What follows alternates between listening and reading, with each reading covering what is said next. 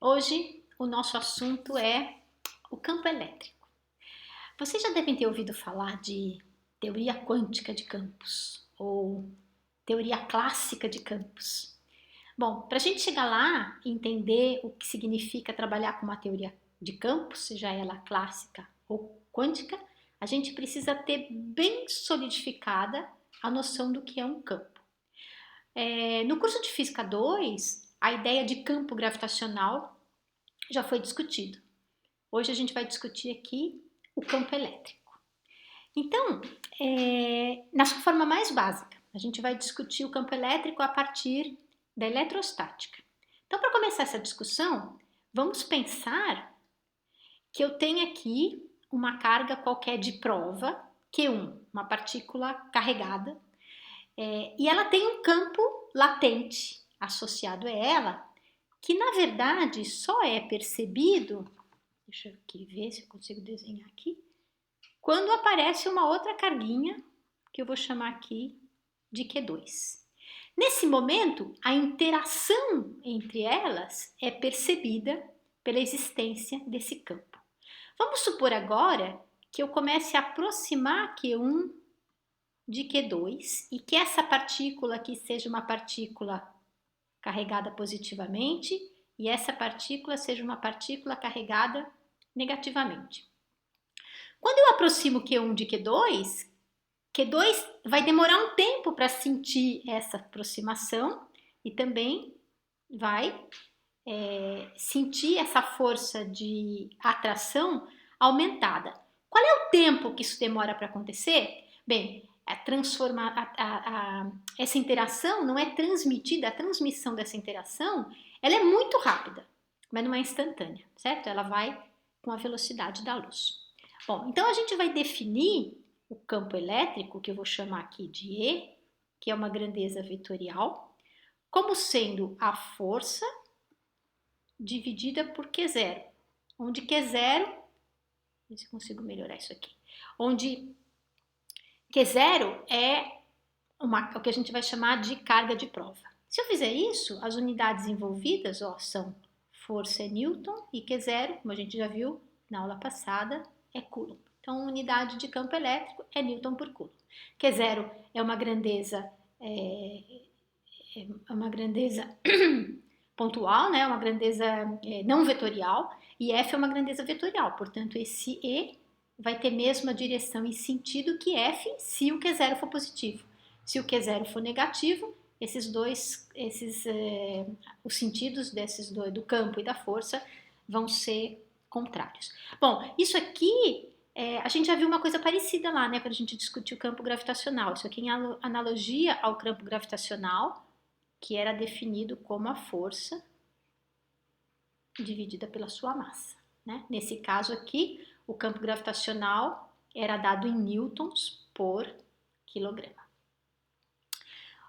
Ok, muito bem. E como é que a gente visualiza o campo elétrico, né? Então, um jeito de visualizar o campo elétrico é por meio de uma coisa que a gente chama de linhas de força. Então, vamos supor que eu tenho aqui uma plaquinha carregada positivamente. Ixi, isso aqui são os maisinhos, tá bem? E essas linhas de campo, então, vão me dizer qual é a direção do campo que está sendo emanado por esse conjunto de cargas, né? Por convenção, as cargas positivas direcionam as linhas de campo para fora. Então, se eu quiser desenhar as linhas de força, elas têm essa cara. Muito bem. Vou trazer aqui para vocês umas coisas mais bonitinhas, né? Então, vamos ver aqui isso desenhado de uma forma mais simpática. Então, eu tenho aqui, nessa figurinha, o campo produzido... Deixa eu aumentar um pouquinho, ver se a gente... Aqui. Se eu tiver uma carga positiva, uma única carga positiva, o campo produzido por essa carga pontiforme vai sempre em direção para fora dessa carga. Se eu tiver uma carga negativa, esse campo vai sempre apontar para essa carga negativa. Então, o que acontece se eu tiver uma distribuição de cargas, por exemplo, cargas positivas e negativas? Vou aqui também aumentar para a gente ver um pouquinho melhor. Então, se eu tiver aqui uma única carga positiva, é aquilo que eu já mostrei, as linhas de campo sempre apontam para fora das cargas. Se eu tiver uma positiva e uma negativa, percebam que a linha de campo aponta para fora da positiva, mas aponta para dentro da negativa. Se elas estiverem próximas, a gente consegue ver, então, que essas linhas de campo entre elas, né, nessa região aqui, sai da positiva e entra na negativa. O campo elétrico, então, ele é definido como vetor tangente à linha de campo num determinado ponto. Então, se eu pegar esse ponto aqui, a tangente à linha de campo é esse campo elétrico aqui, nessa região a tangente é aqui, se eu pegar aqui, a tangente vai ser aqui, e assim por diante.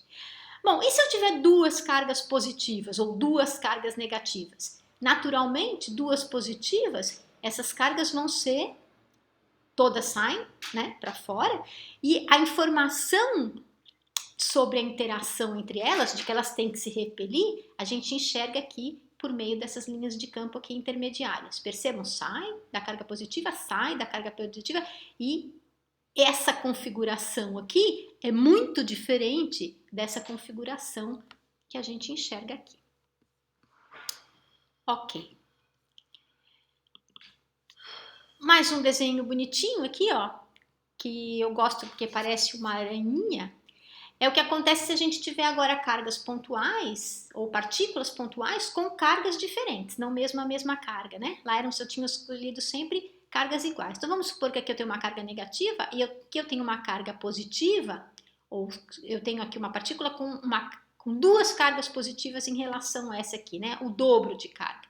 Então a configuração muda um pouquinho, né? Não é mais aquela coisa completamente simétrica, mas a gente vê ainda que essas linhas de campo estão deixando a carga positiva, estão chegando na carga negativa, mas isso é um pouquinho diferente. Se a gente olhar para bem longe das cargas, né, essa mesma distribuição vista bem de longe, a gente tem aqui essa, eu não sei, eu acho que isso aqui parece uma aranha, né? Uma aranha.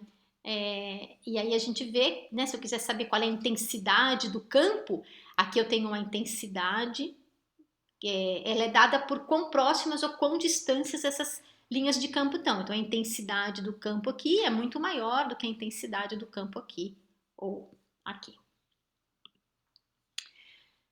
Muito bem. Dito isso, vamos fazer a nossa primeira conta. Não, antes disso, perdão. Antes de eu fazer a conta, eu preciso definir. Vou voltar lá para minha mesa. Agora eu vou apagar isso aqui. Tarará. Vamos ver se ele apaga.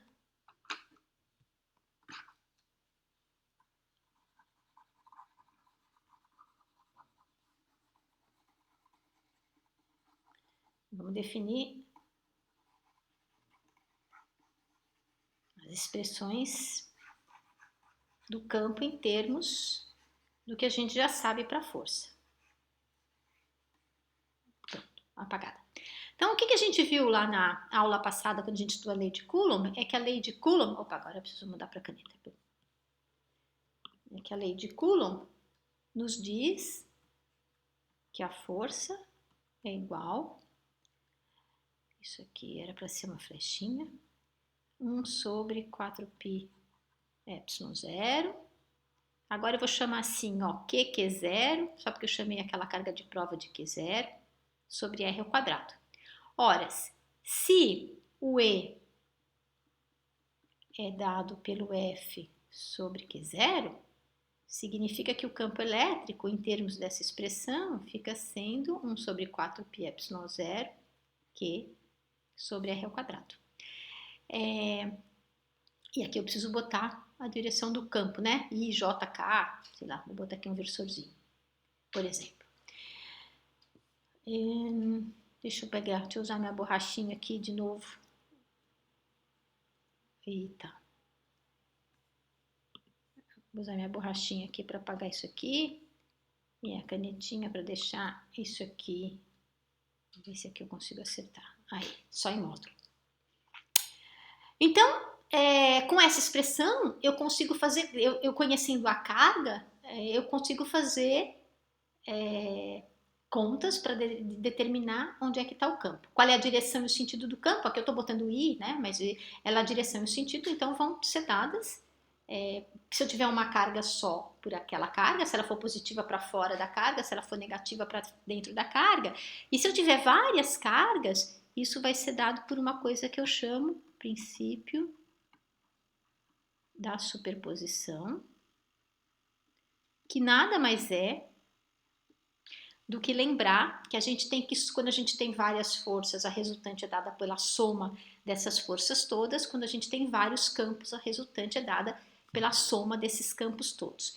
Se for uma soma, se eu tiver muitas cargas, né, uma linha de campos, uma placa carregada, então esse princípio da superposição vai me dizer que o campo resultante vou escrever aqui, dq sobre r ao quadrado, então o campo resultante vai ser simplesmente a soma de todos os campos que contribuem para isso.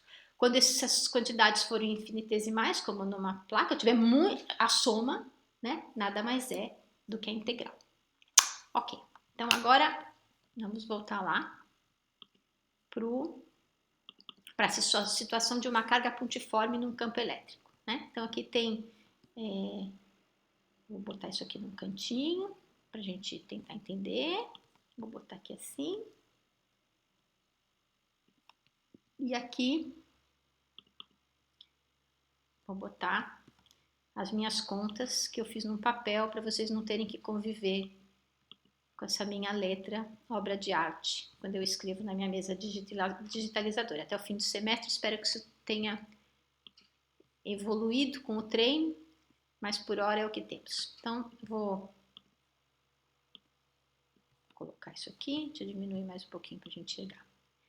Bom, acho que dá para ver. Então, o que acontece com uma carga pontiforme num campo elétrico? Então, vamos supor que eu tenha duas placas, uma positiva, outra negativa. Como a gente já viu, o campo elétrico sai da positiva e vai para a negativa, é esse o comportamento que ele tem. E vamos supor que esse campo elétrico uniforme entre essas duas placas está conectada, essas duas placas estão conectadas a uma bateria, aqui nesse caso de 100 volts. Os valores nesse momento não importam, o que importa é que a gente entenda o que vai acontecer com uma partícula que é colocada aqui dentro. Então, vamos supor que essa partícula seja um elétron, então de carga negativa. Se ela for um elétron, então a força vai ser menos E vezes o valor do campo elétrico, né? Ou basta eu botar E, lembrando que o E é uma carga negativa, né? 1,6 vezes 10 a menos 19, né? Então esse E é uma quantidade negativa. Se o E é uma quantidade negativa, naturalmente a força e o campo elétrico vão estar em sentidos opostos, certo? Então vamos olhar aqui para essa expressão. Então a aceleração que essa carga pontiforme sofre é simplesmente a força sobre a massa, e a força é Q vezes E sobre a massa. Por outro lado, eu sei que a velocidade é a aceleração vezes o tempo que ela vai demorar para percorrer. Vamos supor que ela vai demorar um tempo para ir aqui de uma placa até a outra. E eu posso dizer que essa aceleração, então, vale Q sobre M vezes T. Se eu quiser saber qual é a distância que ela percorre em Y, e aqui eu tenho o eixo X está para cá, e o eixo Y está para cá, não tem a flechinha, né? Mas vamos supor o convencional, X para a direita e o Y para cima. Então, esse Y é um meio de AT ao quadrado, onde a aceleração é dada por essa expressão, Q sobre M, T ao quadrado. E eu ainda consigo, usando o Torricelli, determinar qual é a partícula, qual é a velocidade dessa partícula, no caso, um elétron, enquanto ela está se deslocando entre essas duas placas. Então, esse V ao quadrado, V zero ao quadrado, vamos supor que ela saia do repouso, é zero, vai ser simplesmente 2A delta Y, então, de novo, o A é isso aqui, 2A vai ser 2Q sobre M vezes o delta Y. Muito bem, se eu sei isso tudo, eu também sei determinar a energia cinética da partícula, e ela vai valer simplesmente 1 meio de mv ao quadrado, então tá aqui 1 meio de m, e o v ao quadrado vale essa quantidade aqui, que eu coloco aqui. O 2 cancela, o m cancela, sobra só QE delta y. Agora vamos botar números, né? Vamos botar aqui essas duas placas separadas por uma distânciazinha de 1 centímetro. Um elétron, então a carga de um elétron, e vamos ver quanto é que valem essas acelerações, né? E um campo elétrico no valor de 10 a quarta Newton por Coulomb. Se eu tiver esse campo elétrico, é um número razoável, né? Depois, mais para frente, a gente vai ter um pouco mais de intuição sobre isso. Essa aceleração, então, vai ser simplesmente Q, que é menos 1,6 vezes 10 a menos 19, porque é um elétron, vezes 10 a quarta, que é o campo, é o valor do campo que eu estou dando aqui, dividido pela massa do elétron, que é 9,11 vezes 10 a menos 31 do quilo. Bom, tenho menos 19 aqui, tenho menos 31 e 4, essa coisa aqui dá uma aceleração da ordem de 10 a 15 metros por segundo ao quadrado. Percebam que esse número não é nada desprezível, a aceleração da gravidade é 10, né? 9,8 metros por segundo ao quadrado. 10 a 15 metros por segundo ao quadrado são 14 ordens de grandeza a mais, então é uma aceleração enorme, né? Brutal. Dada essa aceleração, a velocidade com a qual esse elétron desce aqui entre essas duas placas é simplesmente botar aqui nessa expressão, né? Sempre lembrando que esse Q agora é a carga do elétron, que é negativa. Esse número vai dar da ordem de 6 vezes 10 a sexta metros por segundo. Com uma energia cinética, que na hora que a gente substitui isso aqui, dá 10 a menos 17 joules, né? Então, nada é parecido com as coisas que a gente está acostumado a medir aí no curso lá de Física 1, né? Grandezas macroscópicas associadas com bolas de futebol sendo chutadas aí num campo, ou com carros sendo acelerados. Isso aqui é um número bem pequenininho, mas compatível com a realidade do elétron, que é uma partícula bem pequenininha.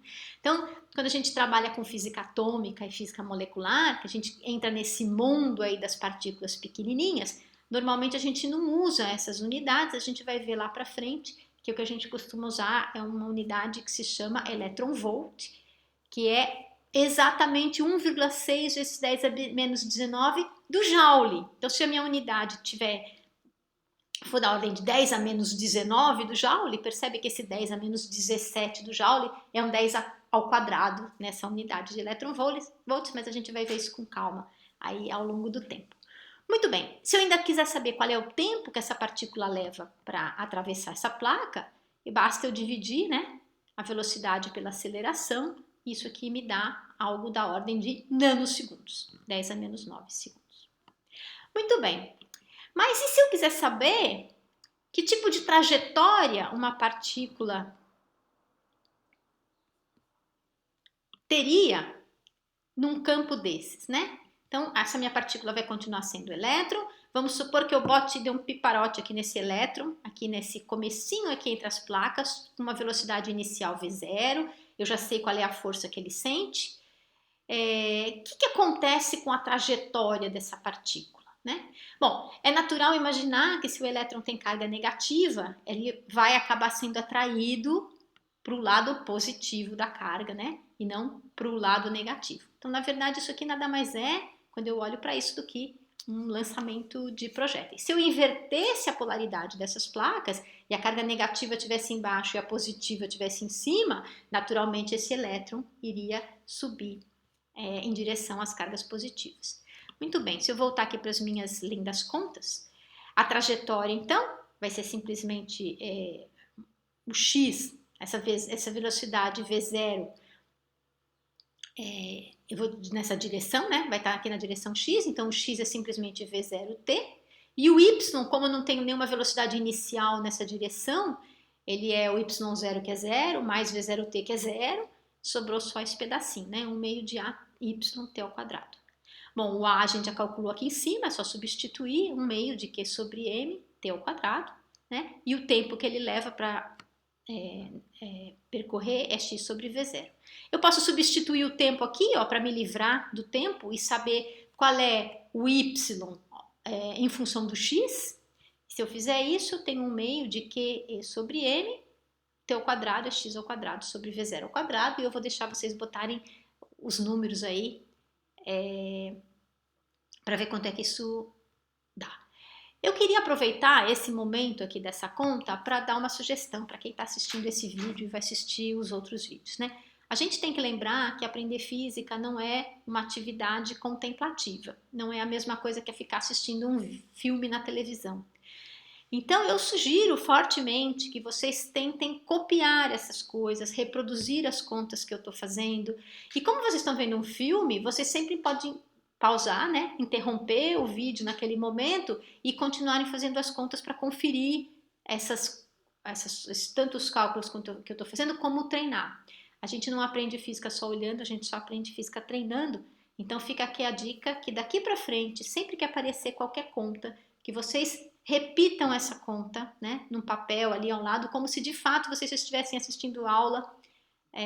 Quando eu estou lá no quadro falando, a maioria absoluta dos alunos copia, né? E existem já vários estudos que mostram que quando a gente copia e a gente escreve, a gente tem uma tendência a aprender um pouco melhor, né? Ou mais rapidamente aquilo que a gente está observando. Ok. Agora vamos discutir. Eu tenho aqui uma lista de coisas que eu quero falar para vocês. Não, ainda não. Vamos ver a experiência de Millikan. Então, eu tenho aqui um filminho. Eu vou aumentar um pouquinho esse filminho para vocês. Eu não sei se dá para eu fazer tela inteira. Bom, vou tentar. Vou tentar botar a tela inteira, se não dá eu volto para trás, tá? Para a gente ver qual é a famosa experiência de Millikan, que ela também, por muitos anos, ela foi realizada nos laboratórios. Não sei se ainda a gente continua tendo experiência de Millikan nos laboratórios de física nas universidades, mas ela requer uma paciência gigantesca, né? Vamos ver o que ele tinha em mente quando ele pensou em como determinar a carga do elétron com uma situação parecida com essa que a gente andou vendo agora. Então, vou primeiro colocar para 1911. Robert Andrews Millikan perseguia um propósito: determinar com precisão a carga do elétron. Desde 1907, Millikan vinha testando vários métodos e experimentos, mas considerava os resultados ainda pouco precisos. Fruto de suas experiências, havia construído um aparato no qual analisava o comportamento de gotículas de água submetidas à força da gravidade e de um campo elétrico. Os resultados, até então conseguidos, sugeriam que a carga nas gotículas seria um múltiplo da carga elétrica do elétron. Mas os dados não eram suficientemente precisos para convencê-lo, pois deparava-se com um grave problema: as gotículas de água em ambiente de vácuo evaporavam rapidamente e impediam uma ampla e boa coleta de dados.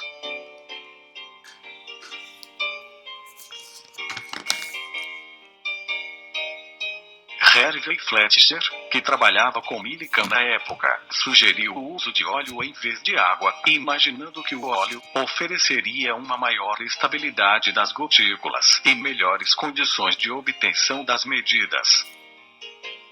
Fletcher então iniciou algumas experiências, utilizando óleo no sistema construído por Millikan. Embora com propósito grandioso, o sistema criado por Millikan era relativamente simples. Em uma câmara fechada, Millikan posicionou duas placas de metal que podiam ser carregadas eletricamente por uma fonte externa de energia. Para evitar variações de temperatura e pressão, essa câmara estava inserida dentro de um recipiente maior cheio de óleo.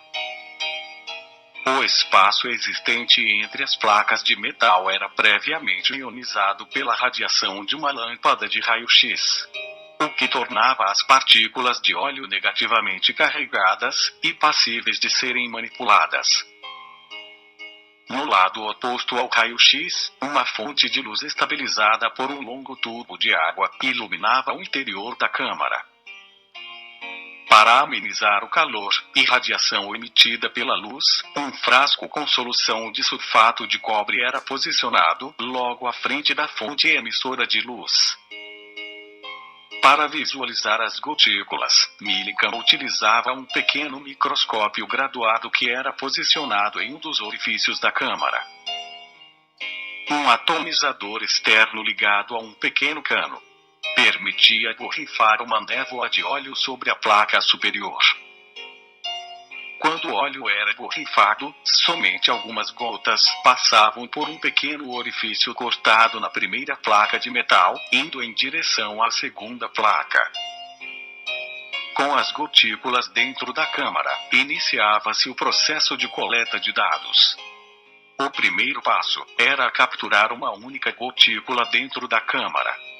Por meio de um interruptor que controlava a carga elétrica das placas, era possível manipular o movimento da gotícula. Sem o efeito da carga nas placas, a gotícula caía por força da gravidade. No entanto, quando o interruptor era acionado, a placa superior era positivamente carregada e a gotícula subia movida pela força de atração. Quando desligava-se o campo, a gota caía novamente. Fletcher, então, cronometrava repetidamente o tempo de queda e ascensão da gotícula, usando a escala graduada no visor do microscópio. O trabalho consistia em anotar os tempos que a gotícula levava para percorrer as divisões na escala, tanto em movimento de queda como em movimento de ascensão. Com os dados em mãos, calculava-se a massa da gotícula e, em seguida, utilizando a equação de Millikan, sua carga. Como não era possível determinar quantos elétrons haviam nas gotículas, era preciso analisar centenas de dados e buscar o mínimo denominador comum entre eles. Esse denominador comum seria então a carga elementar do elétron.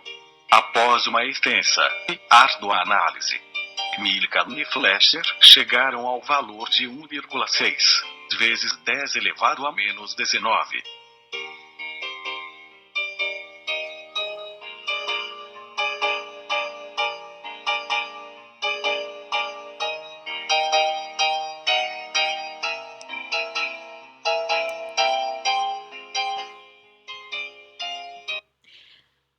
Não é incrível? Pois realmente é um árduo trabalho e requer bons olhos, né? Ficar olhando ali naquele... nunca vou esquecer quando eu fiz esse experimento de Millikan lá no laboratório de física moderna, ou não sei se foi física moderna, não sei em que laboratório foi, mas quando eu estudava lá na USP, acho que foi a experiência que mais me tocou, porque deu muito trabalho. Tá bem, mas a gente não precisa ir lá fazer no laboratório fazer essa experiência, caso ela não esteja disponível para vocês. Temos aqui um simulador, né, que faz essa coisa pra gente. Deixa eu tirar minha cara aqui do caminho, deixa eu ver como é que eu vou botar isso aqui.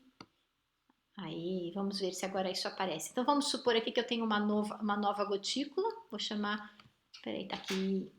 Então, a gente pode determinar a voltagem e a gente pode ver o que acontece aqui nesse gráfico que dá a velocidade da gotícula em função do tempo. Então, vamos ver aqui para essa voltagem, uma nova gota, o que acontece aqui, e aí a gente roda e a gente consegue ver o caminho dessa gotinha, o tempo que ela demora ali para cair, e o gráfico vai sendo construído ao mesmo tempo. A gente pode também... Agora...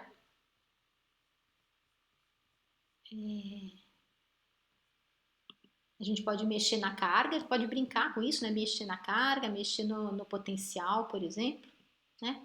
Pode mexer no potencial aqui e jogar uma nova gotinha. Aqui.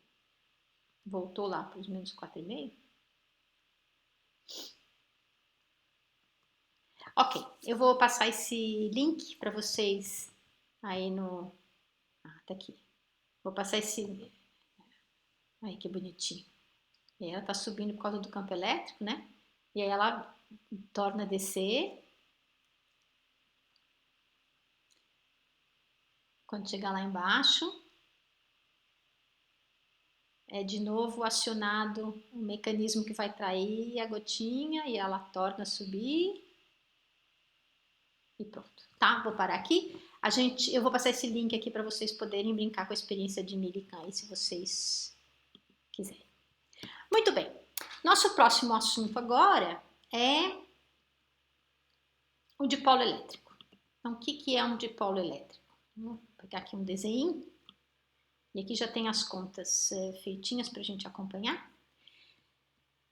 Isso aqui eu tirei do Resnick Halliday, mas tem em todos os livros aí que vocês olharem, vocês vão ter. Isso aqui é uma coisa clássica, está presente em todos eles, né?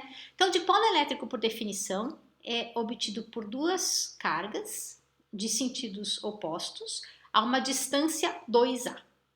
E a pergunta é, se eu pegar aqui um eixo que passa pelo centro, né, pela região central dessas cargas e andar para aqui, no meu eixo Y, determinar um ponto P qualquer, qual é o campo elétrico que é observado nesse ponto P, que está essa distância R do centro do meu dipolo?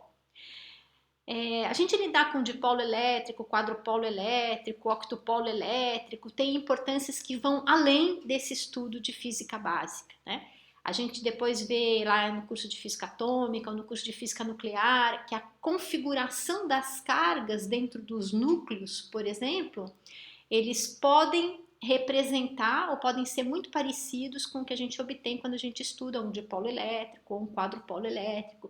Isso tem consequências na determinação da forma do núcleo, por exemplo, de coisas desse tipo. Então, aprender isso aqui é importante para coisas que a gente vai ver no futuro também.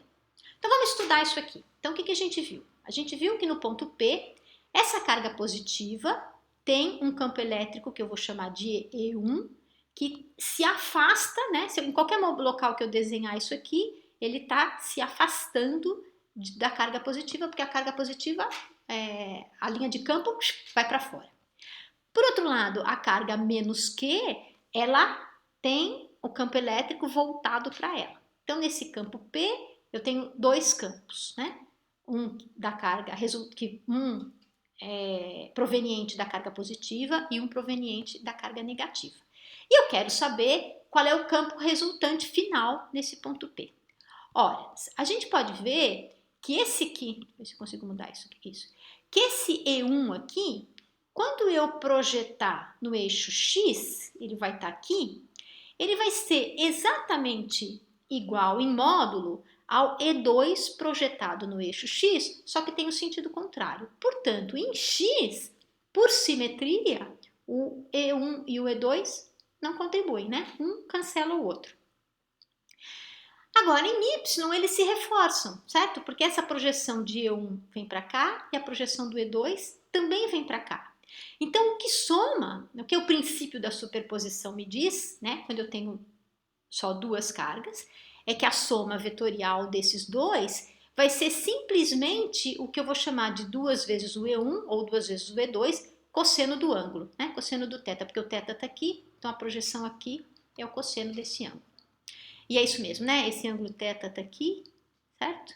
Portanto, ele é equivalente, esse ângulo aqui, né, também está aqui. Ok, e quanto vale o cosseno do θ, né? Se a gente olhar para cá, cosseno do θ é cateto adjacente, que é o A, sobre a hipotenusa. E a hipotenusa, por Pitágoras, é raiz quadrada de A2 mais R2. Então, cosseno do θ é o A sobre raiz quadrada de A2 mais R2. Portanto, o campo elétrico, então, vai ser 2 vezes o E1, que é simplesmente 1 sobre 4πε0 Q, sobre a distância, né? Sobre essa distância aqui, que é raiz quadrada de A2 mais R2, ao quadrado, né? Porque é R ao quadrado. Então, 1 sobre 4πε0 Q sobre A2 mais R2, vezes o cosseno do θ, que é isso aqui. Então, se a gente juntar tudo isso aqui nessa expressão, como eu tenho esse 2 aqui, fica 1 sobre 4πε0, 2AQ, A2 mais R2, a 3 meios, né? 1 meio que veio do cosseno, e isso aqui que é a distância ao quadrado que veio aqui. Muito bem, esse aqui é um momento elétrico devido a um dipolo elétrico. É comum que esse termo 2AQ seja chamado de momento de dipolo elétrico e substituído pela letra P. Então, é comum aparecer que isso é P sobre 4πε0 A2 mais R2 a 3 meios. Bom, o que acontece se eu tiver uma distância muito grande do meu dipolo? Então, meu dipolozinho está aqui e eu estou lá longe. Se isso acontecer, qual é o campo elétrico que é percebido a uma distância muito grande? Ora, a uma distância muito grande, se o R é muito maior do que o A, né? Porque o A ou 2A é a distância entre as duas cargas. Se o R é muito maior do que o A, esse termo aqui pode ser desprezado. Então, isso aqui fica simplesmente R ao quadrado a 3 meios, que é R ao cubo. Então, o momento de dipolo elétrico normalmente é escrito como P sobre 4πε0 R ao cubo, né? P, que é o momento de dipolo, que em vez de 2 aqui é P sobre 4πε0 R ao cubo. Tá bem? Ok. Agora, vamos ver uma coisa um pouquinho mais sofisticada, né? Em vez de eu somar duas cargas, o que acontece se eu quiser saber qual é o campo elétrico originado num anel de carga? O que é um anel de carga? Isso aqui é um anel. Vamos supor que ele esteja carregado com cargas positivas. E aí tem um eixo que passa aqui no meio do meu anel. E eu quero saber num ponto P, aqui nesse eixo do anel, qual é o campo elétrico que eu obtenho devido a essa distribuição de cargas aqui do anel. Então, eu vou deixar aqui a minha figurinha e vou abrir aqui as minhas contas. Vamos deixar isso aqui para a gente enxergar isso. Bom, a primeira coisa que a gente tem que ver é que o campo resultante ele está orientado só ao longo do eixo do anel. Por que isso, né? Porque para cada pedacinho do meu anel aqui, eu tenho um outro pedacinho aqui que vai me gerar um campo elétrico aqui assim, cujo componente, quando eu projetar, vamos supor que isso aqui é x e a perpendicular é y, né? Quando esse outro componente, essa componente, quando eu projetar para y, ela vai ser igualzinha a desse seu amigo simétrico aqui. Então, só vão sobrar, né? Se eu tenho aqui essa outra contribuição, devido a esse pedacinho aqui que não está desenhado, mas se eu tenho uma contribuição aqui, o que vai sobrar dessa contribuição vão ser só as projeções ao longo desse eixo aqui. As outras todas vão se cancelar por simetria. Isso vale também se eu pegar um pedacinho aqui com um pedacinho aqui, um pedacinho aqui com um pedacinho aqui. Cada pedacinho do meu anel tem o seu oposto, que vai fazer com que as projeções em y se cancelem. Então, sugestão é que você faça esse desenho aqui, né? E projete para ver o que eu estou falando, que de fato vai vir aqui um cara que vai se cancelar com esse aqui, e no fundo o que vão sobrar vão ser as contribuições ao longo desse eixo X. Mas são muitas, né? Não são duas. Cada pedacinho aqui desse meu anel vai gerar uma contribuição para esse campo elétrico. Então essa soma, na verdade, é uma integral. A primeira integral que a gente está fazendo aqui é um pouquinho mais sofisticada. Então tá bom, então vamos ver como é que a gente resolve isso, né? Então, como eu escrevi lá na mesa digitalizadora com aquela letra que eu ainda não sei controlar, isso aqui dá 1 sobre 4πε0, dq sobre r ao quadrado é a contribuiçãozinha para o meu campo dE. E aí eu vou integrar isso em dE e vou projetar dE cosseno θ, porque esse aqui é o ângulo θ, certo? Vai ser a contribuição que sobra só ao longo de x. Agora, quanto vale dq? Eu não sei, mas o que eu sei é que a carga total do meu anel é Q. Então, nessa circunferência de raio, nessa circunferência de período 2πa, certo? Eu tenho uma carga total Q. Então, por regra de 3, eu posso escrever que dq está para aquela contribuiçãozinha aqui ds, assim como o Q está para 2πa. Então, em vez de eu escrever dq, agora o meu d vai ser 1 sobre 4πε0 Q sobre 2πa vezes o ds, que eu vou ter que integrar, né? Então, eu vou ter que integrar isso aqui ao longo de todo o círculo. Então, é isso que eu escrevi aqui. E agora eu vou projetar, né? Então, eu tenho que multiplicar pelo cosseno de θ. Ora, o cosseno de θ, aqui está o meu ângulo θ, cosseno de θ é cateto adjacente, que é o x sobre a hipotenusa, que é essa coisa aqui, né? Que é o quê? Raiz quadrada de x2 mais a2. Então, temos aqui o cosseno de θ. Eu esqueci do quê? Ah, eu esqueci... Não, o R ao quadrado, tá aqui. Ainda temos o R ao quadrado, né? Então, tarará, perdão, vou repetir. Então, o DE é 1 sobre 4πε0, o DQ é Q sobre 2πa ds, ainda tem 1 sobre R ao quadrado, que é justamente o A2 mais X2, raiz quadrada ao quadrado, some a raiz quadrada, né? Então, é o que aparece aqui, vezes o cosseno de θ. Bom, agora sim, eu boto isso aqui tudo dentro da integral e eu vejo que nada depende do cosseno de θ, né? Porque eu estou integrando aqui em ds e essa minha contribuição em ds é simplesmente 2πa. Então, a contribuição do campo elétrico num ponto qualquer ao longo do eixo do anel vale 1 sobre 4πε0, Q vezes x, né? Esse 2πa cancelou aqui, A2 mais x2 elevado a 3 meios. O que acontece quando o x é muito maior do que a? Então, de novo, eu tenho o anelzinho aqui e eu quero olhar, aqui até sai do meu vídeo, né? Lá longe, quanto é que vale a contribuição do campo elétrico.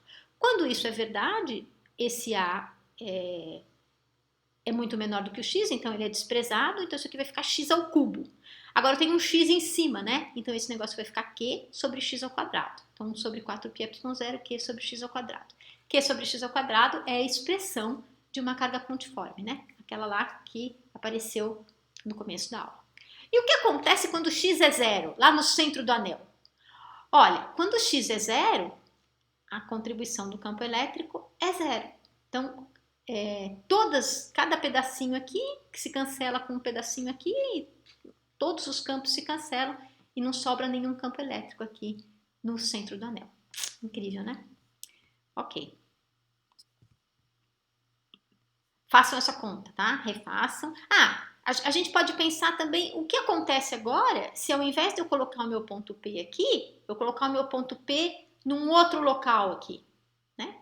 Se isso tiver aqui nesse outro local, a gente não tem mais essa simetria no nosso problema, né? Que faz com que todas as contribuições em Y não se cancelem. Então, aqui a gente, de fato, vai ter que olhar as contribuições em X, as contribuições em Y e olhar para cada uma delas separadamente. Eu sugiro que, pelo menos, vocês tentem esboçar essas contas para a gente conversar mais tarde sobre elas. Ok. A próxima coisa que eu vou falar é sobre uma linha infinita de cargas.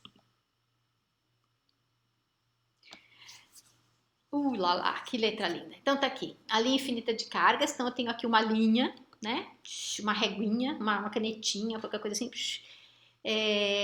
carregada positivamente. E aí a pergunta é, se eu pegar um campo P aqui, qual é a contribuição do campo elétrico que eu tenho? Então, de novo, ó, percebam que eu tenho aqui uma carga positiva, portanto, o campo elétrico aponta para fora. Eu vou chamar esse ângulo aqui de θ. E eu posso projetar, né? Então, aqui eu tenho a contribuição em x e a contribuição em y. Se eu pegar a carguinha simétrica aqui, ó, vamos supor que essa distância seja x, uma distância x para cá, o que vai acontecer? Eu vou ter um campo que eu vou desenhar para cá, né? De novo, a hora que eu projetar em x, essa projeção vai se cancelar. Então, de novo, quem vai me interessar vai ser a soma da projeção aqui em y. Então, vamos ver como é que ficam essas continhas aqui. Uma linha de cargas infinita. Deixa eu aumentar aqui essa minha letra maravilha. Aumentar um pouquinho mais. Um pouquinho mais para cá. Eu vou diminuir um pouquinho. Ok, eu queria uma coisa intermediária, mas não estou tendo sucesso. Vamos ver aqui. Aqui, e agora eu boto isso na frente. Pronto. Melhorou um pouquinho. Tá, então vamos ver. Então, de novo, a meu DE é 1 sobre 4πε0, dq sobre r ao quadrado, né? R é a distância do ponto no qual eu quero calcular o meu campo elétrico até esse pedacinho aqui onde está localizada a minha carga. A carga agora vai ser dada por lambda, que é a minha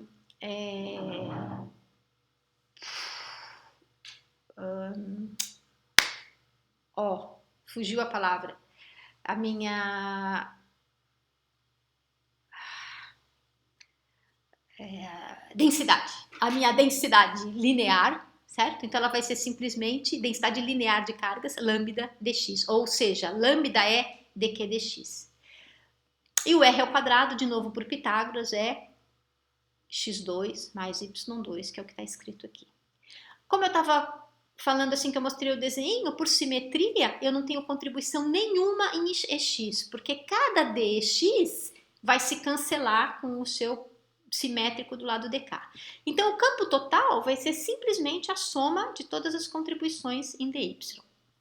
Então, eu vou dizer que o E vai ser simplesmente o EY. Então, nesse caso, eu não vou ter nem campo na direção Z, nem na direção X.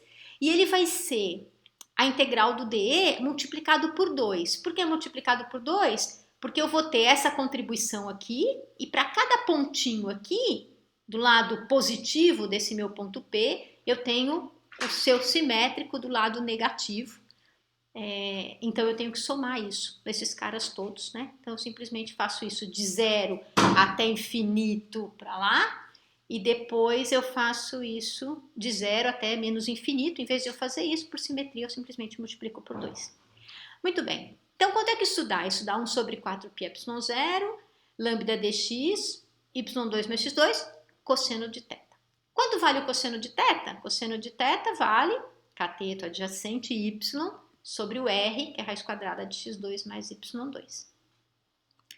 Então, percebam que a hora que eu escrever isso aqui, eu tenho o θ e o x, que não são quantidades independentes. Eu tenho que escolher uma delas para fazer integral. Ou eu vou substituir tudo em função de x, ou eu vou substituir tudo em função de θ. Tanto faz, certo? Se eu fizer a conta certinha, tanto faz. Eu vou optar por fazer em função de θ, porque é o que me parece mais simples, mas podemos fazer o contrário também num exercício qualquer.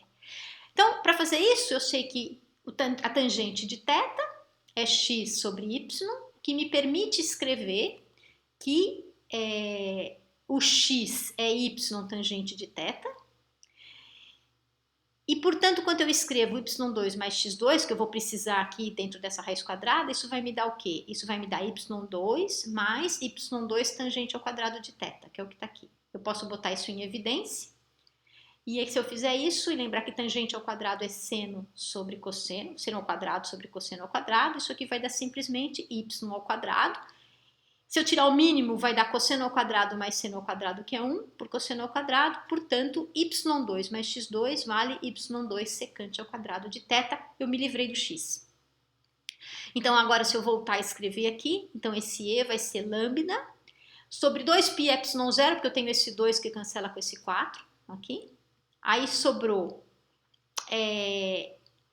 o cosseno de θ, que é y sobre...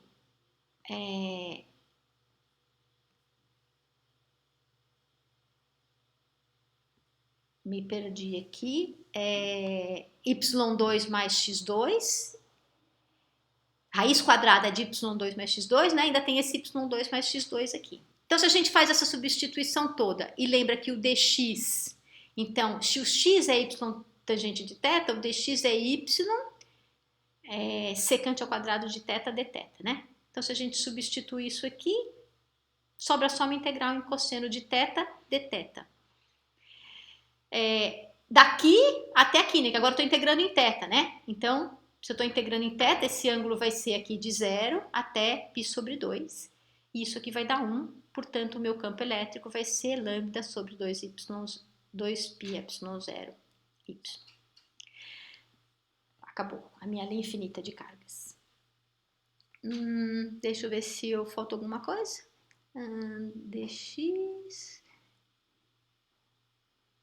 Não, tá tudo aí. Ok. Muito bem. Então, agora, um disco carregado. Então, hoje a aula tá ficando longa, mas vocês não precisam assistir isso de uma vez só. Se for coisa demais, vocês podem sempre interromper, absorver aquilo, dormir, né? Eu li um livro que chama Por que Dormir, que diz pra gente que depois que a gente dorme, a gente grava muito mais. Então, se for informação demais, dá pra gente tirar uma sonequinha e depois voltar e retomar a aula. Talvez seja uma das vantagens aí da pandemia. Vamos achar alguma vantagem para essa situação. Então, aqui a resolução de um disco carregado. Então, de novo, a gente vai abusar da história das simetrias. Aqui acho que eu posso aumentar um pouquinho menos. Ok, não preciso disso aqui tudo. Então, o que é um disco carregado? Sabe aquela bolacha de vinil? Aquele é um disco carregado. Vamos supor que ele tivesse carregado, né, com uma carga qualquer ao longo de toda a sua superfície. Então, em vez de eu ter uma densidade linear, como no caso passado, né, da minha fita carregada, agora eu vou ter uma densidade superficial de cargas distribuída ao longo aí do meu disco. Então tá aqui o meu disco, ele tem uma carga que eu estou chamando de dQzão, e essa minha densidade superficial eu vou definir como esse dQzão por dA, onde se a gente usar as coordenadas apropriadas, né, que são aqui nesse caso em duas dimensões só com coordenadas polares, isso que vai dar 2πr/dr, né? Então esse dA é 2π sigma r/dr. Bom, de novo, o que sobra são só os componentes numa direção, de novo. Nesse caso é o x aqui, né, que é a simetria, igual no caso do anel, porque novamente para cada contribuição devido a um pedacinho aqui, eu tenho uma contribuição equivalente que vem para lá. De novo, as minhas projeções aqui no caso em y vão se cancelar e só vão sobrar as projeções em x. Então esse dx é 1 sobre 4πε0, o dq que vale essa coisa toda aqui, sobre d ao quadrado, que é a distância do ponto, chamei de dzinho, né, até aqui o local onde eu estou querendo integrar, vezes a sua projeção, que é cosseno de θ, que está aqui. Se a gente substituir, isso vai dar 1 sobre 4πε0, o dq é essa tralha toda aqui, esse dzinho ao quadrado é r2 mais x2, cuidado que esse rzinho é essa distância aqui, né? O raio do meu disco é R grande, mas é como se fosse o disco mesmo, como o disco de vinil, tinha aquelas faixas, né? O que a gente está tentando olhar é o que vai acontecer com a contribuição quando a gente vai aumentando esse Rzinho de uma faixa para como se fosse uma seção reta de uma cebola, né? Que tem aquelas pequenas contribuiçõezinhas, a gente tem que somar sobre elas todas. Então, isso aqui é x2 mais R2, né? x2 mais R2, o Rzinho é essa distância até aqui, vezes o cosseno do θ, que é de novo cateto adjacente x sobre a hipotenusa, que é esse d, que é raiz quadrada de x2 mais R2, que é o que está aqui. Muito bem, então a integral disso aqui, o EX vai ser a integral desse EX aqui. Então eu posso já eliminar esse 2π, cancela com esse 4π, sobe um 2 embaixo, ε0, o sigma sai para fora, o x, a minha integral é em R, não é em x, então o x também sai para fora. Eu vou integrar de 0 até R, certo? E aí o que sobrou foi R dr sobre isso aqui. Bom, isso aqui a gente consegue integrar por substituição, basta a gente escrever que o z é x2 mais R2, certo? Lembrar que eu estou integrando em dr, então isso aqui, se eu fizer dz dr, esse negócio vai dar 2R dr, e aí eu vou deixar o exercício para vocês fazerem, mas o que vai resolver, o resultado dessa integral, então vai ser sigma x sobre 2ε0, vezes essa contribuição aqui, tá? Ok, eu posso reescrever isso desse jeito, né? Que significa que eu faço, divido isso aqui tudo por x, então isso aqui vai dar 1 mais r ao quadrado sobre x ao quadrado. Se eu fizer isso, eu tenho um x que eu posso botar para fora daqui, da integral, tiro o mínimo, fico com essa coisa bonitinha aqui. E é esse o resultado. O que acontece então com as outras direções, né? Então, de novo, eu só tenho contribuição do campo elétrico nessa direção x, e tanto em y quanto em z, eu não tenho contribuição nenhuma. O que acontece quando esse R for muito maior do que x? O que significa que o R é muito maior do que x? Significa que eu tenho um discão gigante, certo? E eu tenho aqui um discão, vamos supor, enorme, gigante, e eu tô aqui pertinho desse discão gigante. Então, na verdade, se esse disco é muito grande, é como se eu estivesse olhando para todo lado que eu olhar, eu estou vendo uma placa carregada, né? Então, se o R for muito maior do que o x, o que acontece? Esse R ao quadrado sobre x ao quadrado vai dar um número enorme. Se esse negócio der um número enorme, 1 sobre um número enorme é 0, né? Então, sobra só... Opa, eu me enganei aqui. Isso aqui eu tenho que tomar cuidado, né? Isso aqui porque é R2 sobre X2. Vamos olhar para cá, aqui fica mais fácil de ver, né? Então, se eu olhar para isso, o que vai sobrar, esse cara aqui vai desaparecer e esse aqui vai sobrar 1 sobre X. Portanto, o X cancela com esse X e vai sobrar sigma sobre 2ε0. Tá? Tá claro? Então fica mais fácil olhar para cá do que olhar para cá. Mas se a gente fizer a conta por aqui também, isso aqui vai dar X, né? Isso aqui, eu vou voltar a tirar o mínimo e esse negócio aqui vai dar um X aqui embaixo. E esse X aqui embaixo cancela com esse X e a gente tem essa contribuiçãozinha aqui. Ok? Ok. Então vamos ver um exemplo agora disso. Deixa eu ver se essa é a próxima coisa que eu quero falar. Sim. Então, isso aqui... O que acontece se eu tenho... Então, a gente vai ver que isso aqui... lá no futuro a gente vai ver o que são capacitores, né?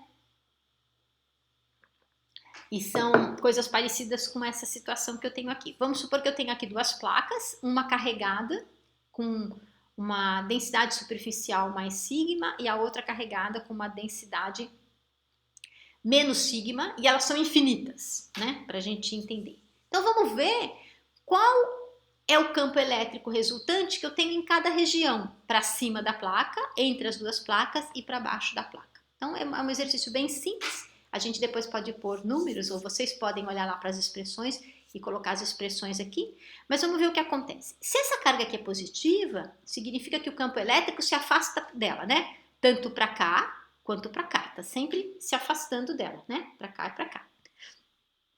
Então, para cá o campo elétrico está para cima e aqui o campo elétrico devido à placa 1 também está para cima.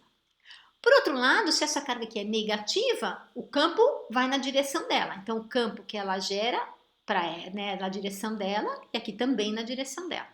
E aí o que eu tenho que fazer é somar essas contribuições. Então, percebam que aqui, como a densidade delas é idêntica, o campo elétrico E1 e E2 em módulo tem exatamente o mesmo valor, o que significa que aqui no campo elétrico resultante é 0 e aqui o campo elétrico resultante é 0, porque eles se cancelam. Só sobra então um campo elétrico resultante aqui dentro, que é a soma dos dois campos elétricos. Como os dois têm o mesmo sigma, isso aqui é exatamente 2 vezes a contribuição de um deles.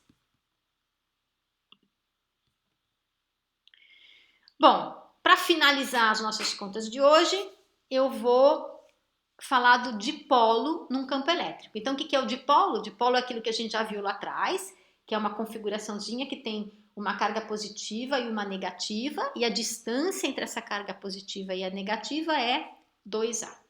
Agora, vamos supor que eu pegue esse dipolozinho e coloque num campo elétrico externo, né? Que são essas linhas aqui do campo, que estão aqui a lápis, que eu estou chamando de E.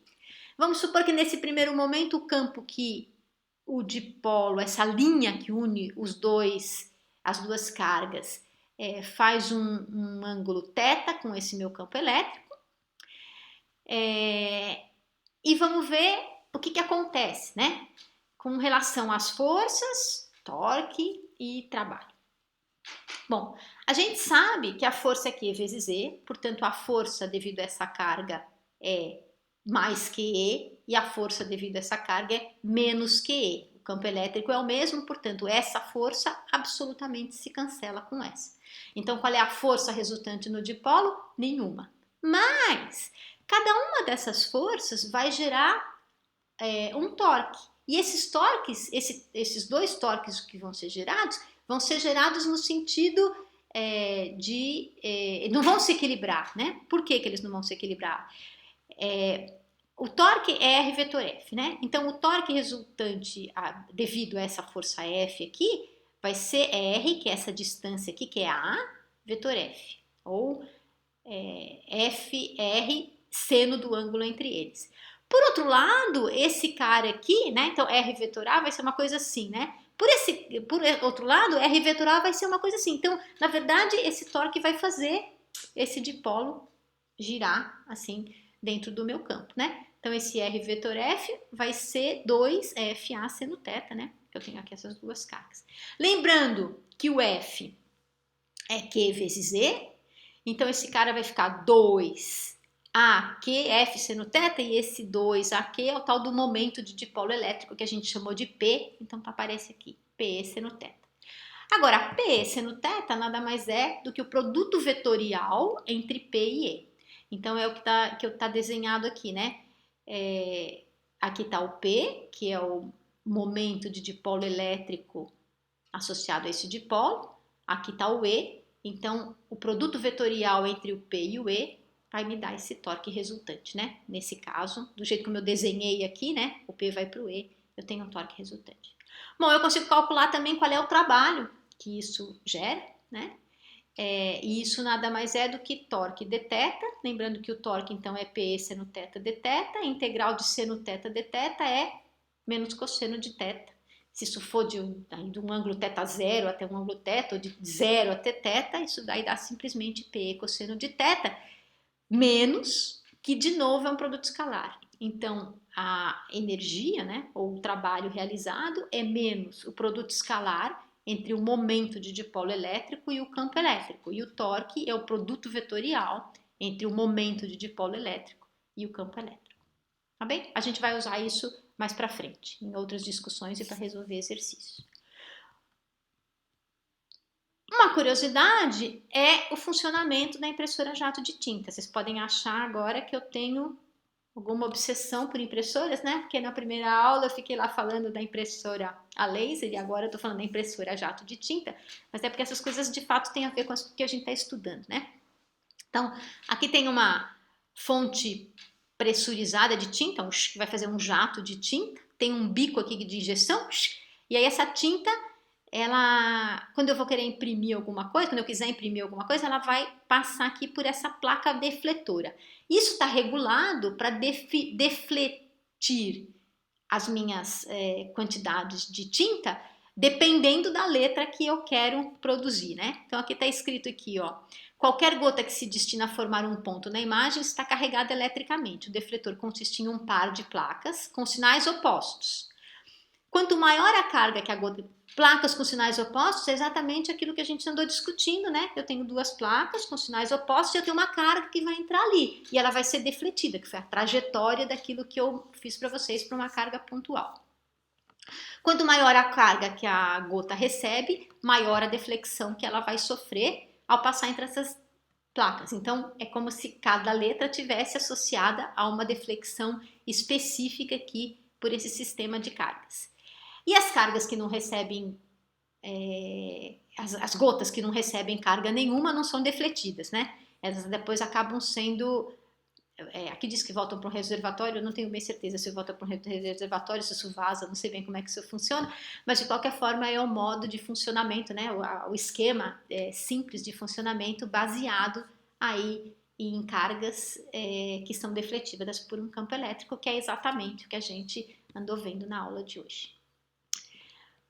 Ok, agora mais duas coisas antes de finalizar. Uma curiosidade e depois vou fazer um resuminho dessa coisa toda aí. Então, a curiosidade é a discussão que aconteceu sobre o nosso plug, ou plug, sei lá, as nossas tomadas elétricas aqui no Brasil, né? Não faz muito tempo que veio uma norma técnica dizendo que tudo devia ser substituído porque as tomadas brasileiras não tinham o fio terra. Então, eu gostaria que vocês dessem uma olhadinha na internet, como é que isso aqui funciona, né? Tem um fio positivo, um fio negativo e o fio do aterramento e qual a importância da gente aterrar corretamente equipamentos elétricos potentes. Por muito tempo eu andei lendo, quando isso aconteceu, que isso era uma jabuticaba, né? Que é um modelo brasileiro usado somente no Brasil, né? Jabuticaba é a única fruta do mundo que só dá no Brasil, né? Então, nenhum outro país do mundo consegue produzir jabuticaba Não sei por que razões, né?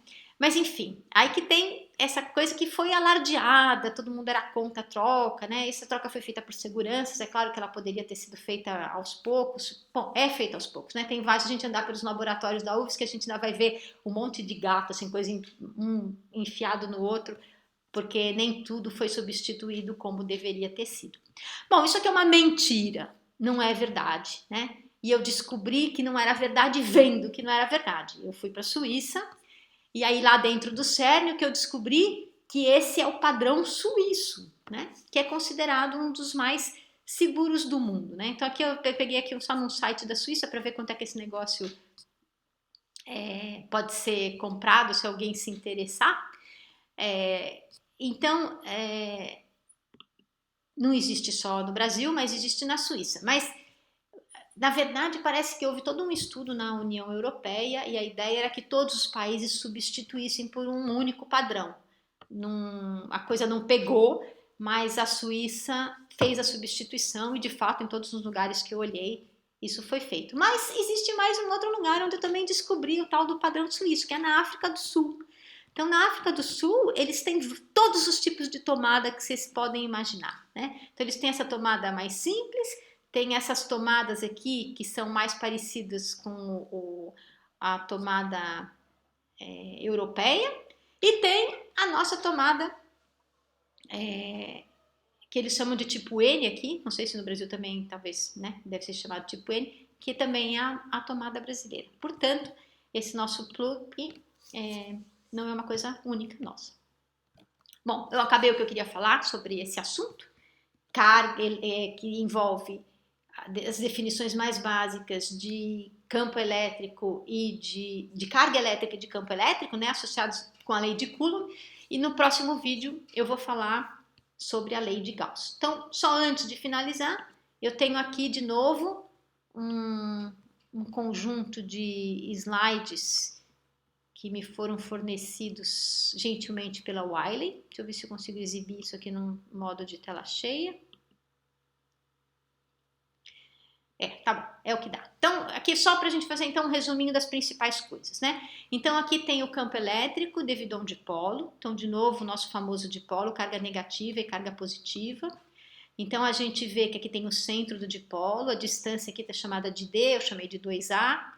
O que a gente consegue ver, então, é que aqui está um momento de dipolo entre a carga negativa e a carga positiva. E se a gente desenhar os campos daqui num ponto P, a gente estudou o campo de dipolo aqui, né? Mas agora vocês podem fazer um exercício pensando em qual vai ser a resultante num ponto P aqui e depois num ponto P aqui embaixo. Então, num ponto P aqui em cima, na linha do dipolo, a gente vê que a gente tem um campo voltado para cá, que é devido à carga negativa, e tem um campo voltado para cá, que é devido à carga positiva, né? Percebam que eles não se cancelam, né? Por que eles não se cancelam? Porque a distância desse ponto P até a carga positiva é diferente da distância desse campo P até a carga negativa. Portanto, esse campo aqui domina com relação a esse. Se a gente inverter e fizer a conta aqui para baixo, vai ser o oposto, e aí eu sugiro que vocês não só desenhem, como façam a conta para a gente ver qual é o valor do campo elétrico resultante. Essa eu queria mostrar, agora 35. Tá. Aqui de novo, o campo elétrico devido a um disco carregado, né, que a gente já estudou. Então eu tinha desenhado o disco assim. Eu tô vendo que agora, o que aconteceu aqui? Opa! Bom, vou continuar, depois eu descubro o que aconteceu. Bom, então eu tenho aqui um disco devido a um disco, né? Então eu tinha desenhado o disco paralelo ao eixo Y, ao eixo Z, né? Que é chamado de Z, aqui está paralelo ao eixo X, né? Então, de novo, para a gente ver, lembrar que é um sistema que tem uma simetria, que tem que ser estudada. E agora, De novo, a história de uma carga que é colocada num campo elétrico, que é o exemplo da nossa impressora jato de tinta. Então, tem aqui o borrifador, aqui tem as duas placas que fazem a deflexão e aqui tem o papel onde onde a coisa é impressa. Depois, lembrando então que um dipolo num campo elétrico gera um torque e que a sua energia potencial, né, associada com o trabalho ali, é simplesmente, no caso aqui é o produto vetorial do momento de dipolo com campo elétrico e aqui é o produto escalar com sinal negativo do momento de dipolo elétrico com o campo elétrico. E aqui tem o desenho também do dipolo no campo elétrico, né, com o seu momento de dipolo aqui e aqui as duas forças em sentidos contrários e um campo elétrico para cá. Ok? Agora um resumo de tudo o que a gente viu, né? Então aqui está um campo devido a uma carga pontual, o campo elétrico é 1 sobre 4πε0 módulo do Q sobre R ao quadrado, né? Então isso aqui é o valor do campo elétrico. Devido a um campo elétrico devido a um dipolo elétrico é P sobre Z ao cubo, né? Onde esse Z é a distância até o centro ali do dipolo. Num campo carregado, tem essa expressão aqui que eu já calculei para vocês. A força devido a um campo elétrico é simplesmente isso aqui. E o torque de um dipolo e a energia potencial de um dipolo. Ok, então isso era isso que eu queria falar e acho que por hoje ficamos aqui. Então tá, até mais, nossa próxima aula vai ser sobre a lei de Gauss, que é um modo alternativo da gente calcular campo elétrico.